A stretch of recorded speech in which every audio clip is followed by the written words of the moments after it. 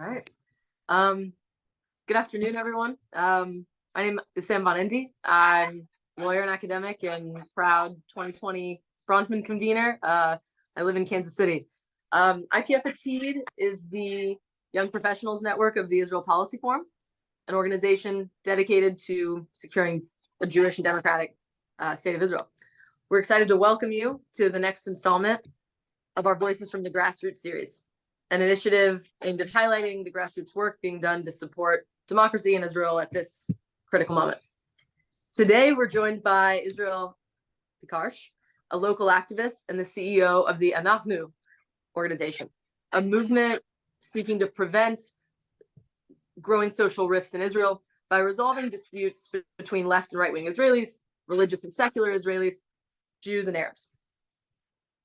Israel Piekarsh lives in Gush Etzion, a settlement bloc in the West Bank, and offers a unique perspective on Israeli democracy, on the ongoing constitutional crisis in Israel, and also on the current reality of life in the West Bank. We're thankful for you all joining us today and your interest in discussing this very important topic. Before we start, just a couple housekeeping reminders. We do want to encourage questions. If you have any, please send them in the chat and we will collect them and compile similar ones and then pose them to our guest during the Q&A session. That Q&A session is going to follow a brief presentation that Israel's prepared for us today. The session, though recorded, is officially off the record, just being made available to those who registered but are not able to attend today. So thank you all very much. We're going to move to the presentation component, which I'm going to start off with by posing a question. So Israel, scholars, along with leading political figures in Israel, have been identifying, assessing, and grappling with democratic backsliding in Israel for the better part of a decade, if not longer. In recent days and months, though, we've witnessed a flurry of activity in civic spaces and in national and local institutions, in academic settings, political offices, in the market. And all these actions have been undertaken with the purpose of denouncing and sort of reversing the spiral that the public sees happening in the Israeli democratic order. These activities, these protests, the mounting opposition seems oriented toward correcting ongoing practices by political leaders that further divisive governance, advance polarizing narratives, and have the effect of stagnating hope and efforts at resolving these issues in the rifts of society. So I want to ask you, in your estimation, have these assessments been made by scholars and political figures, notably the president, the underlying critique that they get at, have they had any impact socially or politically? And sort of what relationship do you see between policy and society in Israel? What's driving what? I wonder if you could start us off there. All right. So first of all, I want to thank you all for the opportunity to speak with you today. It is very important for us here in Israel, those who are activists in the field of democracy and maintaining Israel as a Jewish and democratic state, to know that we have the interest and support from all of you people in America. I know that today in the American campuses, it's not so easy to stand for this position, also in Israel, obviously. And this is very important for us to know that we are still have the same goal, same vision, and united with bringing new solutions to the table in order to solve all these major problems. So thank you very much today that you arrived here today. I will upload my presentation regarding the Israeli democracy and the problems that we are facing, and I will try to answer your questions, Samantha. Just a second now. All right, so I will start with a little small brief about Israel's problems and the connection, and I will reach to the connection between policies and the problems that we're standing now. Israel, from historical perspective, have two problems that we need to solve, or two major clashes. One is between Jews and Palestinians, and the second one is between religious conservatism and liberalism. How can we unite these two gaps? Now, Israel, historically, didn't really solve this problem. The answer for the clash between Jews and Palestinians was lack of recognition. Let's just ignore the issue, ignore the Palestinian nationality. Also, Palestinians are ignoring Jewish nationality. And the way that Israel wanted to solve the problems between all different groups, and especially between the values of the religious groups and the values of the liberal groups, which in Israel are very divided, is by force, by a melting pot. And basically, this is the model of Israel. We are calling it the metal model. In order to solve the problems between Jews and Palestinians, Israel adopted the doctrine of the iron wall, which is a very traditional doctrine. 100 years ago, it was the first article that ever written about this doctrine. And basically, the iron wall means that we, the Jewish side, abandoned the ideal of reconciliation with Palestinians. And this article from 1923 calls for the Jewish side to stand alone independently with military force in order to protect Zionist values. And then maybe in the future we can have peace by new interests that will emerge between Jews and Palestinians and the entire Arab world. Over time, this theory developed into something else. It also added the ideal of territory, meaning that the sentiment of Israelis is to take as much territory as we can, put as many Jewish villages on this territory as we can, and then to do either one of two things, either to bring back this territory in order to have cold peace, meaning peace of interest with the Arab world, or to maintain this territory in order to protect Israel. These are the basic guidelines of the current doctrine of Israel. Now, obviously, what is beneath the surface of this theory is that most of Israelis, their sentiment is to prefer territory and force, military force, over political alliances. And this is a major problem of Israel. Second major problem of Israel is the melting pot. Melting pot of Israel is very different from the American one. In Israel, that means that the government try to hold together the entire society by ignoring the different groups of Israel and saying that in Israel we have only one group, Jewish nationality, and private civilian, equal private civilian, but they are not considered as groups. For example, Arabs in Israel, Haredi groups, secular groups, and etc. All very different groups in Israel. We have many. All of them are being ignored by law. According to law, we have one major groups, and all the rest are just private groups with unique cultures. The problem with the melting pot is that it's like combining a plus and minus together, and you get the results of zero. The government take responsibility for the conflicts between religious people and secular people, and it cannot solve it. So as time goes by, the government or the political system in Israel are trying to solve problems they can't solve, and they're disintegrating. So basically what happened in Israel, if we are trying to view the history of Israel, we have a few new contradictions that emerge in our society. By the way, it was very predicted because Israel is an immigration state. So you can predict that there will be some changes there. For example, we have the contradictions between those Israelis who are against occupations and those groups who are for the entire land of Eretz Israel. There are the contradiction between the Haredi public, which is growing faster and faster, and also those who came from the former Soviet Union countries. And so during the years, we had this list of new conflicts that emerge, and ever since the 80s, actually, we can see the social rift inside of Israel and the disintegration of political system. Now, what we are viewing here is that in the upper line, this graph presents the sum of the two major parties in Israel, in the Knesset. And as we can see, the sum of the two major parties in the Knesset is going lower and lower up until in 1996, we reach into a level where they become the minority. So the two major parties become the minority in Israel.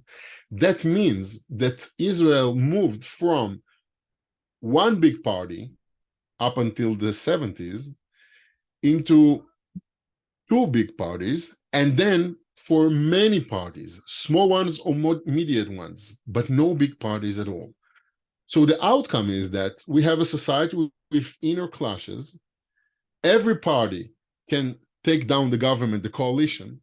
And this is why in Israel we have so many parties, so many, coalitions, so many governments who are falling down. During this time, the Haredi parties and the Arab parties in Israel were against, ideologically, the ideal of Jewish democratic state at the current moment. They're going bigger and bigger during the years. So you can see why Israel's social society and political system cannot establish a coalition.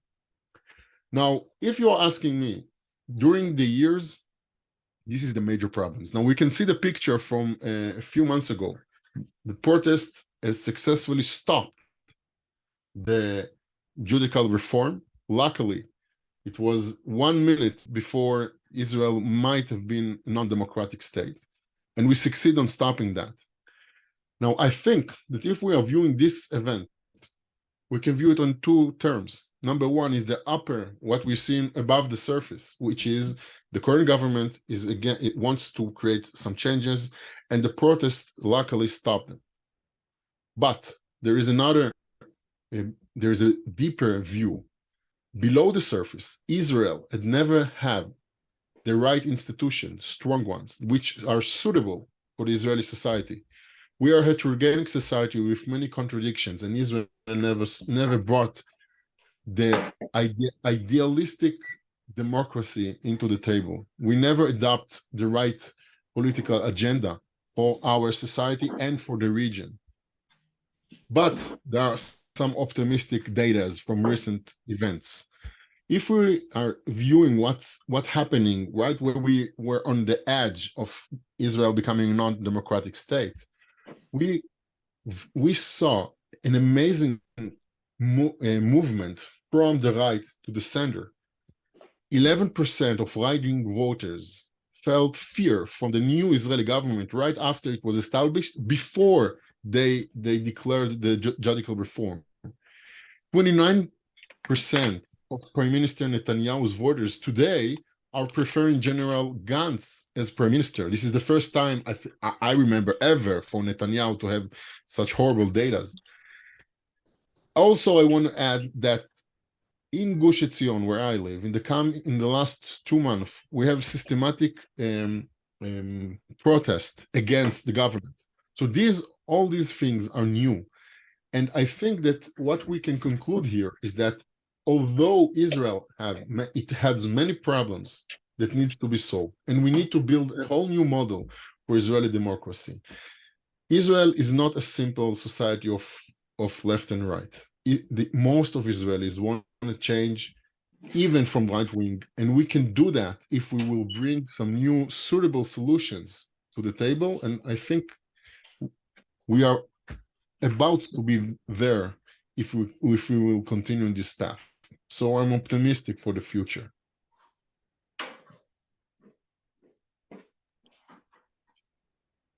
Sam?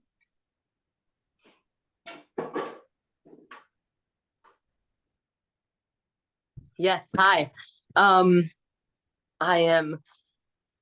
Thank you so much for that presentation.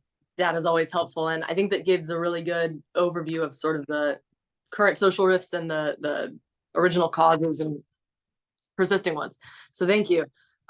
So now that we have a conception of how you view that, I wonder, if we could discuss how that informs the mission and purpose of the Anahnu movement.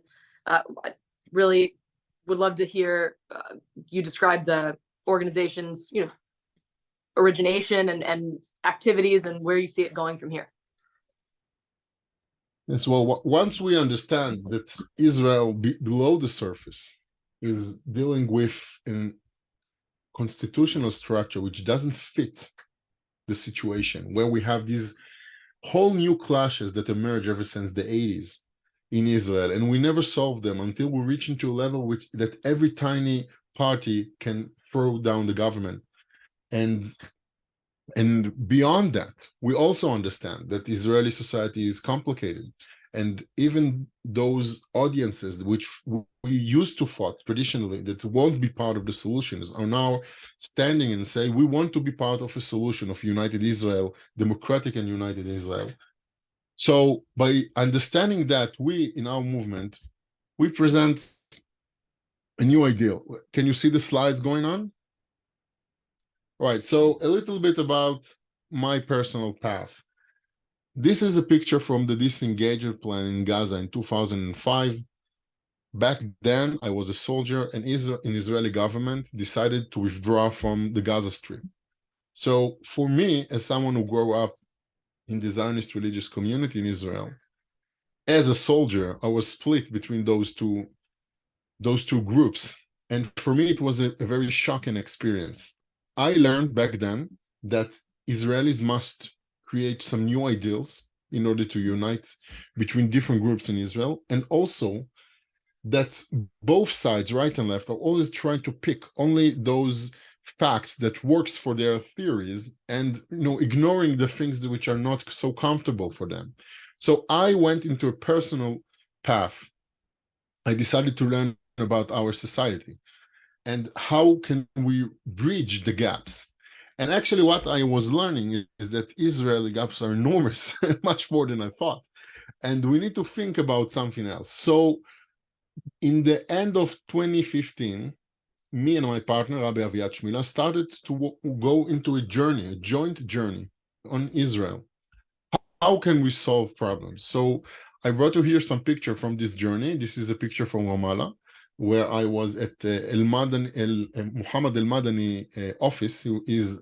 Office is in the PLO office in Ramallah, and they are willing to meet with us. And he, which is in a level of minister in the PLO back then, he agreed to take a picture with us, with settlers, which was extremely unique.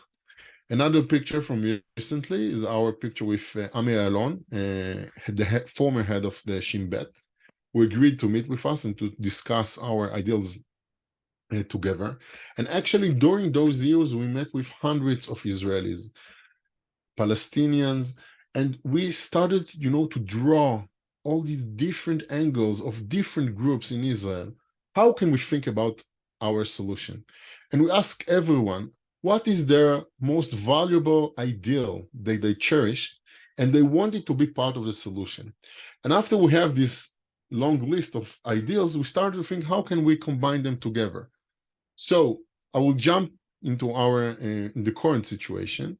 We started to work a year ago after a very long research, as I said, from the end of 2015. And today we have members in Israel from both sides of the Green Line, right and left, from all over the country, which are willing to move forward, to look for a new solution for Israel. Now, how did we achieve this very unique seed? So the first thing we did, which was different, is to build our seeds, united seeds together from right and left. What do I mean by saying seeds? We didn't try to recruit as many people as we can. We didn't try to grow fast. We wanted to form these unique ideals, these seeds that we can implement into a forest. So this picture is from last Friday of us visiting together with Druze Arab members in our movement in the Druze village of Osafia. And we're standing together and we make this picture in order to say, we have an ideal to unite Israel with some new thoughts. So the three terms that we develop in order to unite all these different groups is, number one, conceptual synthesis. We took the ideals of right and left on different groups of Israel, and we conceptually combined them together. I will give an example in a minute. Number two, we thought about a new way to view the ideal of security and risks. And we are coming to Israelis in house meetings, and we are saying there are no new risks in our solution, but there are some old risks. Now, Israelis, because of many previous events and all the security problems that we're having, we are frightened from new solutions. And we always see the problems in those solutions. Now, as we know, there are no solutions without risks. So at first place, what we try to do is to say to everyone, listen, our solution is the best. It will go smooth as we can. And then we saw some heavy resistance from the audience. So we changed that. And we decided to tell the truth to the people. Obviously, there are risks in any solution, but the current risk in Israel is extremely high. There are so many security, social, democratic risks in Israel. In our solution, there are no new risks. And we decided to explain it in our movies why there are no new risks in our solution, but we admitted that there are some risks there. So by presenting it like that, either we'll be in the same situation or it will become better, people started to join us and they accepted this claim. And the last thing is the long way path. We want our movement to grow step by step because we understand that the problems of our country are combined with some religious ideal, ethnical clashes, problems that cannot be solved in one generation. But we want to make our path clear, meaning that we want to aim to put our train in the right station. And this is what we try to do. So, for example, in conceptual synthesis, as I said, we developed the idea of mutual amnesty. Mutual amnesty means that the current situation in Israel, the asymmetric struggle between Jews and Palestinians cannot be solved easily unless we will adopt the ideal of mutual homeland. Injustice won't justify injustice. And the Jewish side, the strong side, need to do the first step. These ideals, we combine them together under the title of mutual amnesty. This is one of the conceptual syntheses that we did. We have some dozens of them. Another ideal is the independent responsibility. Both sides should not trust the other side at the beginning of the process. We need to have guarantees, both sides, that in the war scenario, we won't have some new risks there. And we can independently secure our future from both sides. So these are examples for things that we develop. The bottom line is that we developed this vision based on three ideals, three flags. Number one, a Jewish and democratic state. Israel will maintain a Jewish and democratic state's character. Number two, two-state, two communities, meaning that from the Mediterranean to the Jordan River, there will be two states, Israel and Palestine, and two communities, a Jewish community in Palestine and a Jewish and a Palestinian community in Israel, recognized by constitution.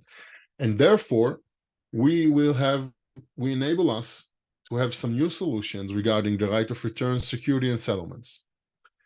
The other side is the constitutional ideal, which we are calling equal liberties, meaning that every group in Israel will have the ability to form a civil community which provides cultural, religious, and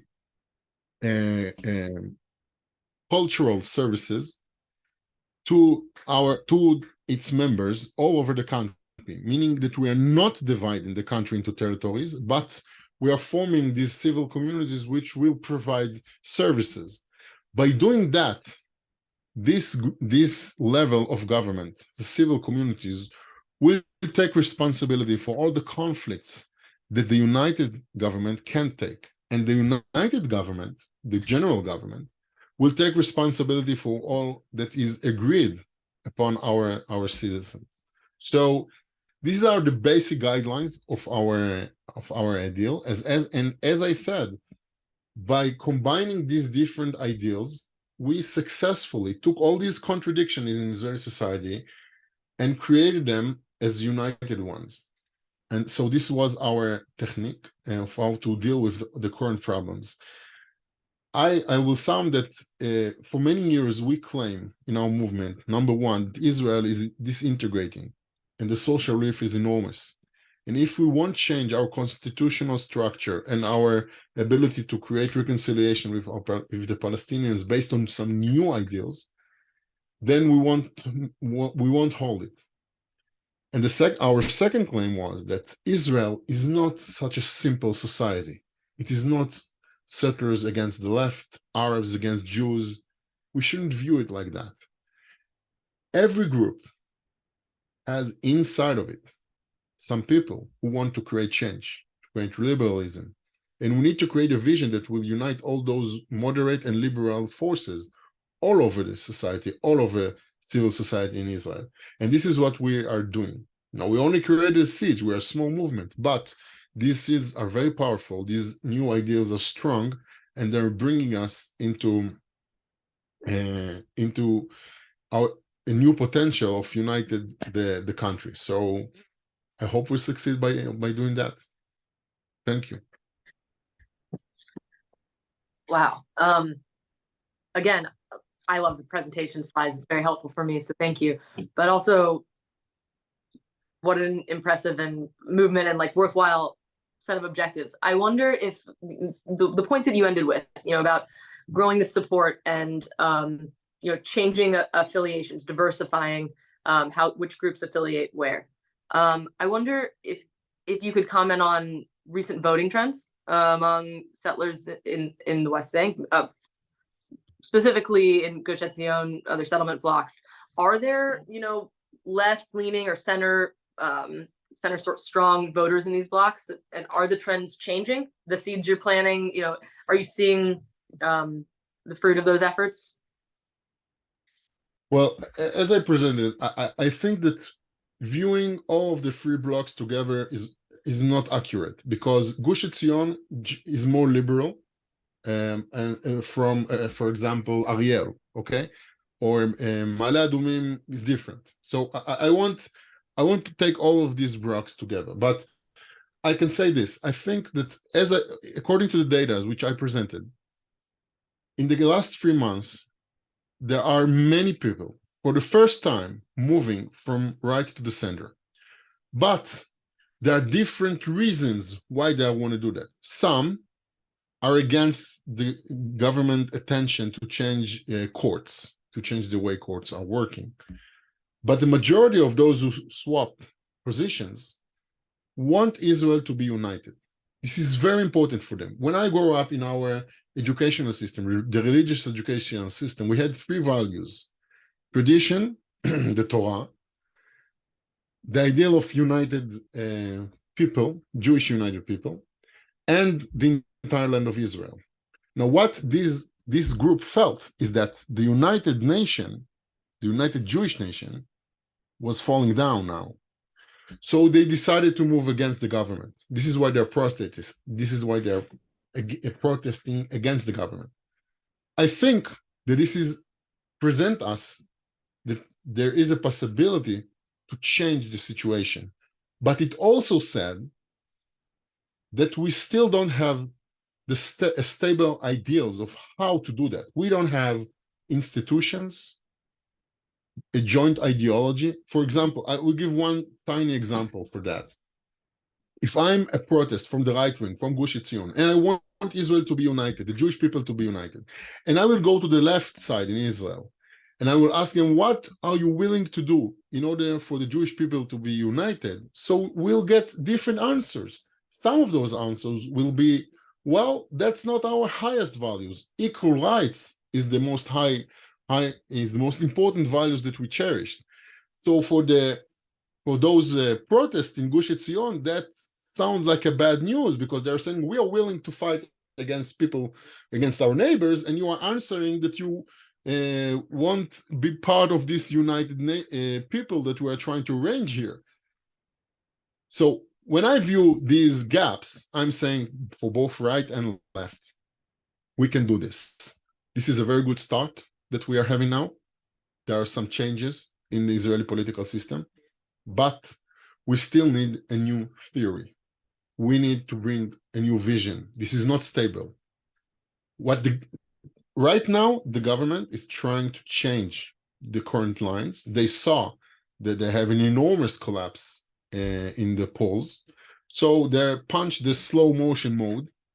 They try to do it much, much more slower in order to bring back those people from the right wing who joined the center.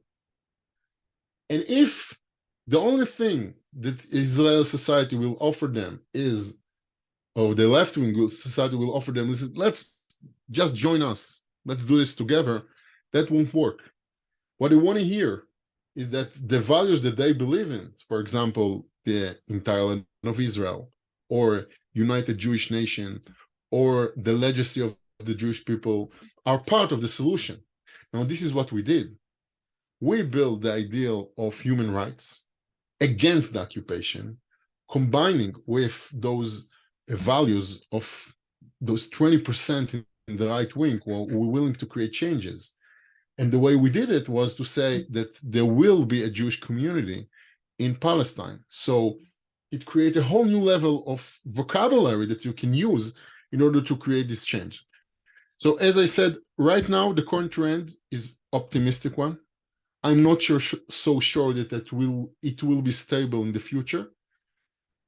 And we have to bring some new ideas to the table. If the only thing that the center left and the left will say, let's go back to what Israel was in the 50s, in the 70s, in the 80s, that won't work. We need to bring some new ideas. Comprehensive answer. I wonder if you'll, just a quick follow-up before we'll move to the questions that participants and viewers have submitted. The protest movements in Gush Etzion, I wonder if you could just, say a word about the emergence of these. You did mention, right-wing counter-protest and responses to this. What impact, has this, emerging protest movement or effort had on larger, public discourse and policymaking? Is it being covered by the national media, and how so? Is it, well, the protests themselves are not so covered, but the polls are, and we can see them definitely on polls. I can say here in Efrat, we, as I said, for something like 2 or 3 months, I don't remember exactly, we had every Saturday night, we had a demonstration against the current reform of the government, and it was very determined one. We were a small group, something like 100 to 200 people, but it was in Efrat, right in the heart of the settlements, and it was very important. Now, during this time, we barely saw any other demonstrations, barely at all. It was tiny, but maybe people thought that they are the government, so they don't care. We can shout as much as we want. I'm not so sure that this will be the situation from now and on. But we definitely saw in polls that things are changing. And this is very important. Now, as I said, it's not only about the judicial reform. Before the government said it's going to do these changes, 11% of right-wing voters said they felt fear from the new government. This is something new. We never had it. So I don't know if 2023 is going to be the historic change in Israel. I don't know. I don't know if it's going to be like 1977, where the right started to win elections and the left went to the opposition. But I do know that the current events in Israel right now won't just, be part of history, and that's it. Be part of, things that we learn in Wikipedia. It's going to change something. And I hope this will bring some new ideas to the table. Well, with that, I think we'll move on to some of the questions submitted by folks here today. The first comes from Rebecca Grossman, the Manhattan JCC. And they have to do with the work between religious and secular Jews. How has this work, community building, cross community building, how has it recruited support? Do they find shared language and values, and how? And then what resources or mentors have you turned to inform this approach? Have you gotten any positive, negative responses from the broader community, particularly, other religious Zionists? Several questions. Well, it's a huge question. Thanks. I will say this. If I'm viewing things from Jewish heritage position, traditions, all right, this whole ideal of sovereign state and sovereign democracy is very much new for us. I think that if I try to compare it to the general Western world, it took hundreds of years for different religions to develop a peaceful, a space between them and the ideals of equal rights, for example. And I'm not so sure they're done with it by now, but at least they are in much better position. For the Jewish people and for Israel to emerge during war in such a short time and to create this miracle of Israel is very difficult. So the outcome is that both secular and religious in Israel, we just don't have our traditions on how to solve things. So what are we doing when we can't solve something? We just use force. We are fighting. And this is basically the general story between religious and seculars in Israel. I will give two examples. Number one, in Israel, we have something which I call democratic paradox, meaning that something like 35% of population, and I'm taking the lowest estimation here, is want or declaring that they want a religious non-equal lifestyle. They're using their liberty, their freedom of religious in order to live an unequal lifestyle. Now, I want to be more accurate about what does it mean. In Israel, the two major religions are obviously Judaism and also Islam. Traditionally, those religions, especially in the Orthodox version, having hundreds of norms, halachic norms, many of them are not working with ideals of equal rights. So it's not like in other countries where we only need to create some sort of compromise between, some very big religious with not a lot of norms. In Israel, 35% of population, hundreds of norms, each one of them they're willing to fight for, those religious groups. How can we work combining this with democracy and the idea of equal rights, equal by law, and etc.? So this is one problem that Israel is dealing with. I don't think that there is many more democracies, maybe in India, who are dealing with such an enormous problem.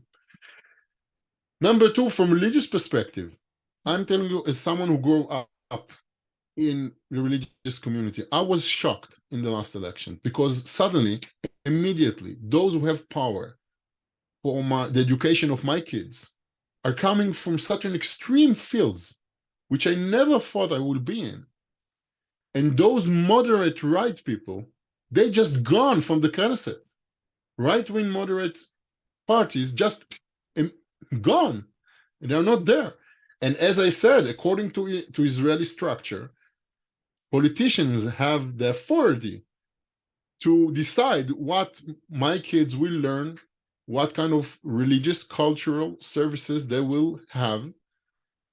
So it became a mess.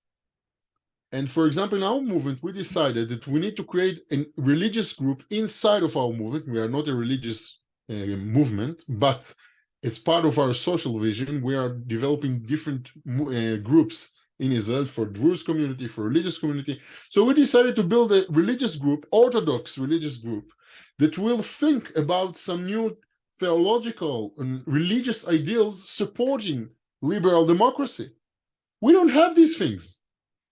So both from secular point of view and also from a religious point of view, we need to work it so we will have these new democratic traditions, and it takes time. Now, Israelis are in a panic. They don't have time. That we believe, every morning I saw a journalist write about it, and I feel the same. We open the news and we hope that the country is still there. We're not so sure. So we don't have a lot of time. But unfortunately, these traditions, in order to develop them, it takes a lot of time. So these are part of problems that we are handling with. And in our movement, we develop some new solution for all these problems, which I just presented and more. And this is part of the problems that we had to deal with once we engage with secular audiences and religious audiences in Israel.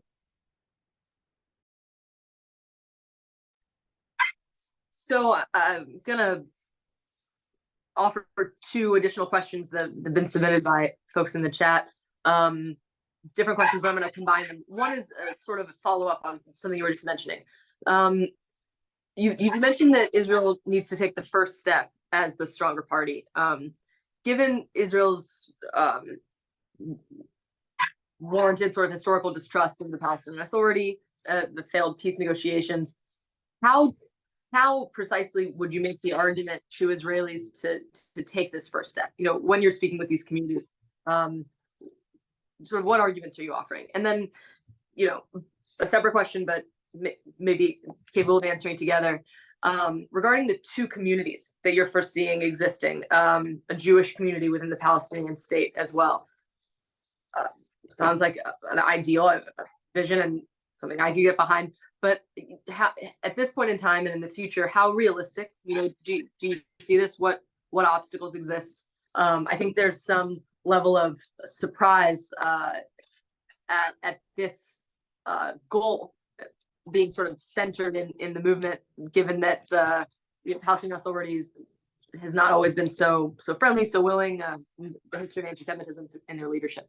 So wondered if you could address those two questions. Thank you. All right. So, as I said, big questions, and I hope to bring some good answer for them. Number one, for the first step problem, this was a huge problem. But one of the things that we understand is that in the asymmetric situation that we're in, the Jewish side is the only one who can take the first step, because Palestinians, because of the lack of resources, they can't even start to have the discussions that we're doing right now. Because the only thing that they have is their narrative, and if they put their narrative in danger, try to shape it, reshape it, then they will lose their only leverage.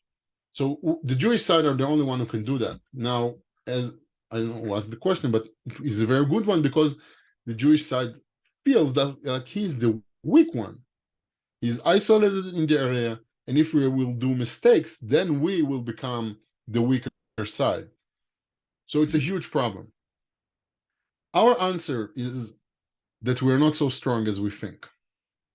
What we are doing in every house meeting, and by the way, in our videos, which you can see on our website as well, we have a 20 minutes video about our solution, and we are dealing with this question. What we're trying to do is to say, Israel right now is disintegrating. In the current path, if we want to seriously change something, not just tiny thing, like historic deep ideals, then eventually we will collapse. And the first part of our house meetings, we are presenting these facts for everyone. And by doing this, we are saying, as I presented, we will never take some new risks. But if our solution is not perfect, that still doesn't mean that we shouldn't do that. We shouldn't do things that will harm our new ways. But if the risks are similar to the one that we have today, then we must take these risks in order to create Jewish unity and an international stability. Now, what we are saying in our house meeting is that our solution will bring some new three benefits. Number one, it will reunite the Jewish people in Israel and also in the diaspora. Most of groups of the Jewish people in Israel can live with our solution and will cherish the values that it stands for. Number two, it will stabilize Israel's international situation. And by doing that, we will stop Israel disintegration. And number three, it will open a path for reconciliation with the Palestinians. Now, in order to move through this path, we need some Palestinian partners. That will be the second step that they will have to take. We cannot take that step instead of them, but we can open this path. And I'm always saying, if you think that these three advantages are important enough for us as an Israeli society to maintain our ability to run the country, then you should be with us. If you think that there are no new risks in our solution, then you should be with us. And actually, this is working. And we're very proud of that. It took us a lot of time to develop these ideals by talking to the audience, but it worked. Number two, how much realistic is our vision? Well, I would say this. It depends on some ideals which I presented earlier in my presentation. Number one is the timeline. How fast are we going to do that? If we're trying to move toward our solution within a few years, that will be impossible, because the changes that both nations should adopt to recognize the existence of the other nation, the religious, secular, constitutional changes are enormous. It cannot happen overnight.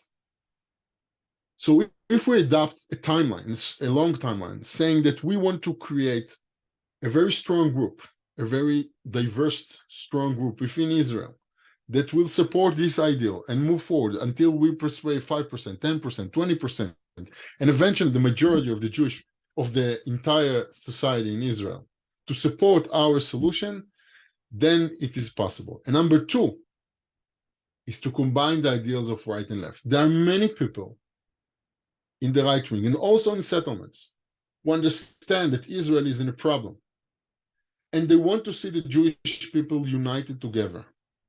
If we will present the picture I just presented, of us standing together and saying these ideals can reunite the Jewish people, and by doing this, we will solve all the dangers that Israel is facing, we can create change. Now, it will be a tiny change in the beginning, and then we will make it wider and wider until we will have a majority. So I think this is how it is realistic. I can also say, let's try to think which movement in Israel right now brings some new realistic ideals to the table. There are some realistic ideals or solutions that can stabilize Israel, let's say for a year or two or five. But here we try to develop a country for decades and more, much more. So eventually, if we are taking a long timeline here, I think this is the most realistic way to move forward for not for my generation, but for my kids and my grandkids.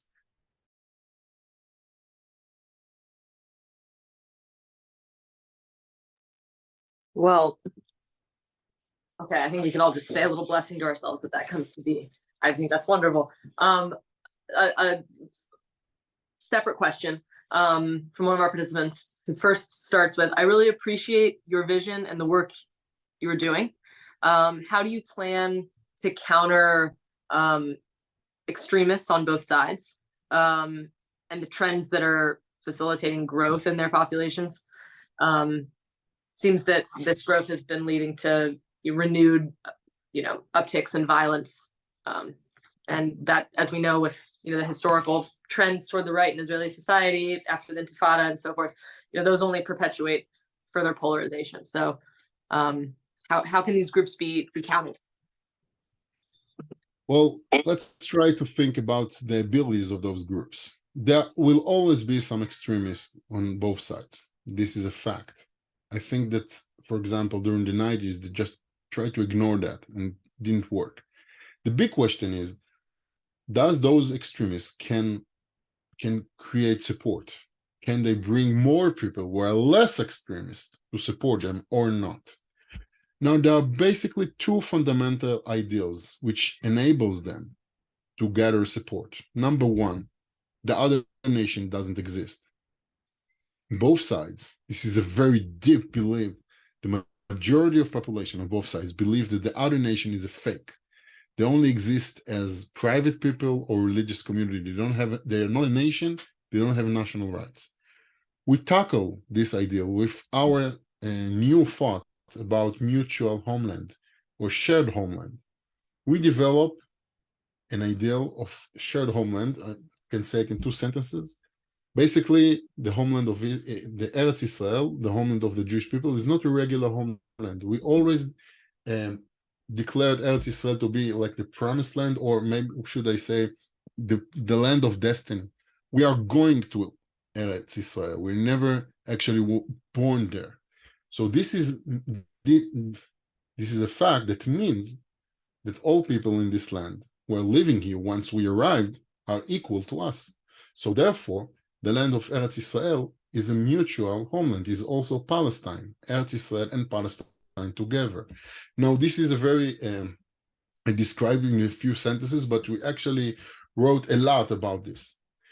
Once we implement this ideal of shared homeland, this is a very, very serious shock for extremists, because they have to deal with the fact that we have another nation here. And the second thing is injustice won't justify injustice. We won't accept the ideal of terrorism justifying occupation or other forms of injustice, and the opposite way around. This is one of the major fuels of the conflict and the violence.